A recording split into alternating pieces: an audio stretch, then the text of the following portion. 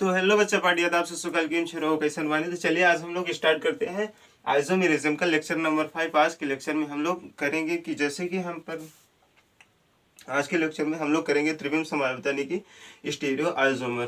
तो जैसे कि हम लोग पिछली क्लास में कर चुके थे कौन से पूरा ज्योमेट्री का मतलब स्ट्रक्चरल आइसोमर को हम लोग पूरा कर चुके थे। अब हम लोग स्टार्ट करेंगे स्टीरियो आइसोमर यानी कि त्रिविम समावयवता। त्रिविम समावयवता में क्या है? त्रिविम समावयवता में तीन भाग होते हैं। एक ज्यामितीय समावयवता होगी, संरूपण और प्रकाशीय। यानी ज्यामितीय यानी कि ज्योमेट्रिकल आइसोमर, संरूपण समावयवता कन्फॉर्मेशनल आइसोमर और ऑप्टिकल आइसोमर यानी कि प्रकाशीय समावयवता। ठीक है, अब ज्यामितीय समावयवता कहते हैं। ज्यामितीय समावयवता में आप लोगों को मेन इम्पोर्टेंट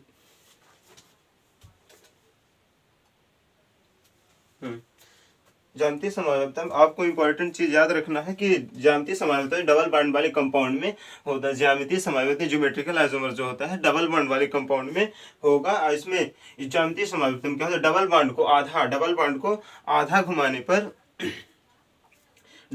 आधा घुमाने पर ज्योमेट्रिकल आइसोमर्स बनते हैं। डबल बॉन्ड को आधा घुमाएंगे तो ज्योमेट्रिकल आइसोमर्स बनेंगे। जैसे कि यहाँ पे एग्जांपल दे रखा है, जैसे CH3 CH double bond CH और CH3 दे रखा है। यहाँ पर जैसे कि CH डबल बॉन्ड CH है तो यहाँ तो CH3 एक तरफ, यहाँ पर CH लिख दिए, ये वाला H और डबल बॉन्ड CH3 और H, यहाँ पर ये चीज हो गया। इसके बाद हम लोग इसको हम ज्योमेट्रिकल आइसोमर कैसे बनाएंगे? जैसे कि CH3 ये CH ये पूरा वही चीज है, लेकिन ये इसको आधा घुमाने पर यानी कि इसको हम आधा घुमाएंगे ऐसे कुछ। जब हमने इसको आधा घुमाया यहाँ से तो ये क्या हुआ? हाइड्रोजन ऊपर हो गया, CH3 नीचे हो गया, तो यानी कि ये हुआ ज्योमेट्रिकल आइसोमर। इसे हम सिस या बोट आइसोमर बोलते हैं। सिस, हाँ इसका नाम होगा, ये सिस होगा, ये ट्रांस होगा, सिस ये ट्रांस। इसे हम बोट आइसोमर भी बोलते हैं क्योंकि ये नाव के समान है। बोट आइसोमर यानी कि नाव के समान है, ऐसे कुछ है, तो इसे हम बोट आइसोमर। और ये ट्रांस, ये चेयर है, ट्रांस को हम चेयर आइसोमर भी बोलते हैं, यानी कुर्सी के समान। चेयर आइसोमर कुर्सी के समान है। अब इसके हम लोग कुछ देखेंगे सिस और ट्रांस में अंतर क्या होता है। सिस और ट्रांस में अंतर क्या होता है? सिस में क्या होता है कि ये जैसे बोट आइसोमर होते हैं और ट्रांस में चेयर आइसोमर होते हैं। तो सिस में बोट आइसोमर में क्या होता है? जब दोनों CH3 ऐसे होते हैं तो क्या होता है? कुछ में एक तनाव पैदा होता है जिससे एक दूसरे को मतलब धकेलने में रहते हैं, ना कि चिपकने में। ये दोनों अलग दोनों CH3 मिलकर दोनों को प्रतिकर्षित करते हैं, यानी धकेल रहे हैं। यानी कि जब ये धकेलते हैं दोनों साइड तो स्थायी कम होते हैं, यानी कि स्थायी कम हो गए। इनके बीच ऊर्जा ज्यादा होती है। जब ऐसे कोई चीज टक्कर खाती है तो ऊर्जा ज्यादा होती है, ऊर्जा इसमें ज्यादा हो गई। द्विध्रुव आघूर्ण ज्यादा होता है, इसका द्विध्रुव आघूर्ण ज्यादा है। क्वथनांक भी इसका ज्यादा होता है, क्वथनांक भी इसका ज्यादा।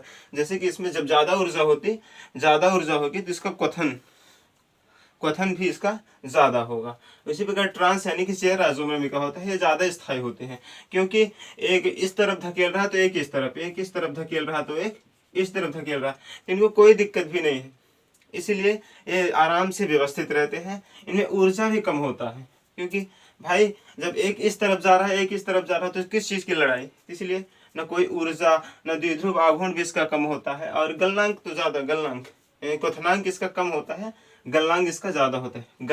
गलाने के लिए इसको ज्यादा ऊर्जा की आवश्यकता होती है। अब हम देखेंगे संरूपण समावयवता यानी कि कन्फॉर्मेशनल आइसोमर। संरूपण समावयवता में क्या होता है? जैसे दो CH3 दो कंपाउंड ले लिए यौगिक। इसमें क्या होगा? इसको हम पहले एक्सप्रेस कर लेते हैं, यानी कि पूरे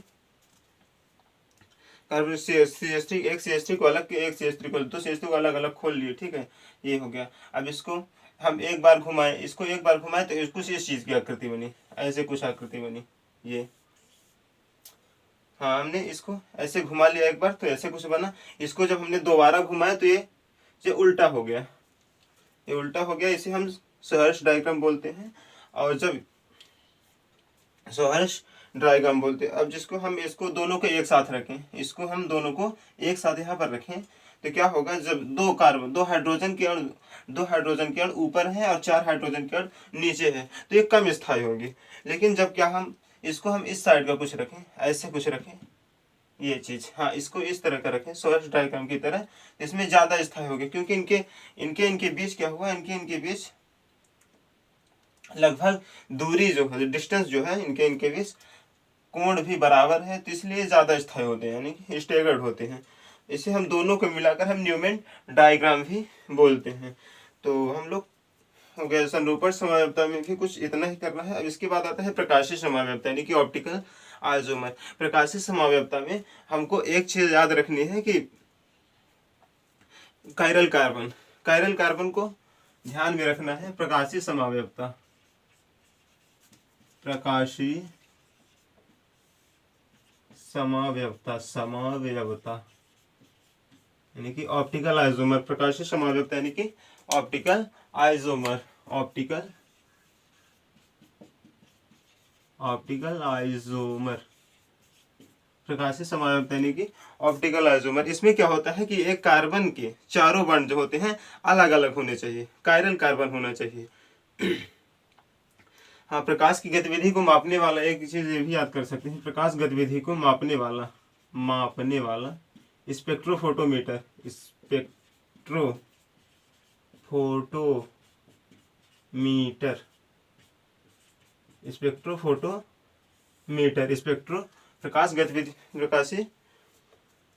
प्रकाश की गतिविधि को मापने वाला स्पेक्ट्रोफोटोमीटर होता है। इसमें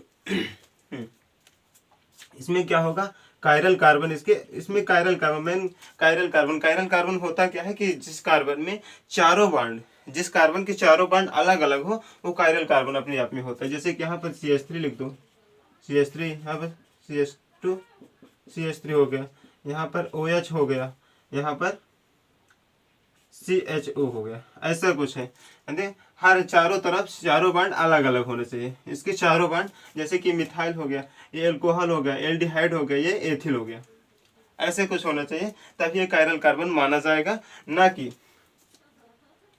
ना कि इसको यदि हम ऐसे लिखें तो जैसे CH3, यहाँ पर C है, यहाँ पर भी CH3 हो, यहाँ पर OH हो, यहाँ पर CHO हो, ये कायरल कार्बन नहीं है क्योंकि यहाँ पर दो एक समान यौगिक यहाँ पर उपस्थित है, ये कायरल कार्बन नहीं हो सकते, ये कायरल कार्बन नहीं हो। इसमें दूसरा चीज इसमें क्या होता है कि सिमेट्री इसमें नहीं होनी चाहिए, सिमेट्री नहीं होनी चाहिए। जैसे कि हम यहाँ पर देखें तो ये चीज, ये सममित यानी कि सममित, इसमें नहीं सममित, ये यानी कि अगर इसको हम बीच से अलग करके देखें तो दोनों ऊपर के भाग भी और नीचे के भाग भी एक समान है, इसलिए इसमें सममित किसी भी प्रकार की सिमेट्री नहीं होनी चाहिए। तो फाइनली आज हम लोग कर लिए हैं कवर समव्यवता आइसोमेरिज्म को। कल से हम लोग कुछ बड़ा करने वाले हैं जो कि टॉप 50 1 चैप्टर से टॉप 50 क्वेश्चन को लाएंगे, और केमिस्ट्री भी रहेगा और बायोलॉजी भी। तो चलिए हम लोग यहाँ तो समव्यवता को आइसोमेरिज्म को खत्म करते हैं। मिलते हैं नेक्स्ट वीडियो में नेक्स्ट टॉपिक के साथ, नेक्स्ट डे न्यू ईयर, नए साल के साथ। तो thank you so much, love you to all, जय हिंद।